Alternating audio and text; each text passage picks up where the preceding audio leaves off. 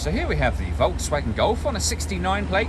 I'm going to start off by showing you inside the boot, and then we'll hop in and run through some controls on the inside of the car from there.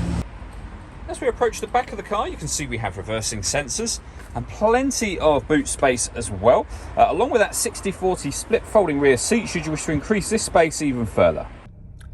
Okay, now that we're inside the car, we're going to start with the dials. On the left-hand side, we have the rev counter and coolant temperature gauge, and on the right-hand side, the speedometer and fuel gauge. In the middle, you can see the total miles of the car. They are 19,853.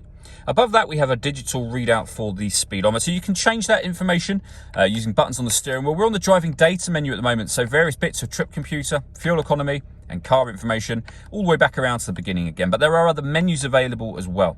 So as you can see, me cycling through those now, and again, back around to the beginning. If we back out to the steering wheel, on the right hand side are the buttons I was using a second ago. We've also got phone controls and stereo controls. The stereo controls continue over on the left hand side, above which we've got the cruise control for the car. So hit cruise control just here.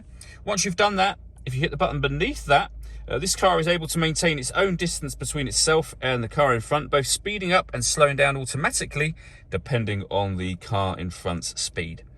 Over in the center, we then have the touchscreen.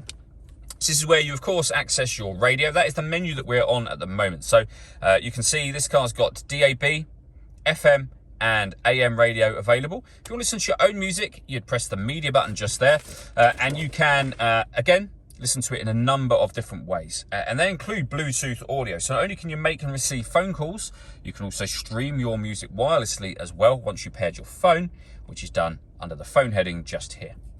Below that, we then have the dual zone climate control. So firstly, turn the system on by adjusting the fan speed, and you can adjust the fan speed as high or as low as you want from there. You can determine what direction you'd like the air to be distributed in. You can then adjust driver and passenger temperature. When you're happy with all of those settings, this button will turn your air conditioning on, and it's on when that light shows. Same button again to turn it off, of course. Or hit auto. The car will now maintain the temperature you've asked for, temperatures, by taking control of the direction of the air and the fan speed. You can override that whenever you wish to and put it back on your own settings. This car's also got a heated driver's seat with 3 heat settings, and the same over here for the passenger as well. We have some storage that opens up, and in there you can also find your USB input for your music. We have a 6-speed manual gearbox. That button turns the parking sensors on and back off again. We can turn off the stop and start for the car. This car is designed to cut out when it's stationary in traffic to save you fuel. That system is off when that light shows.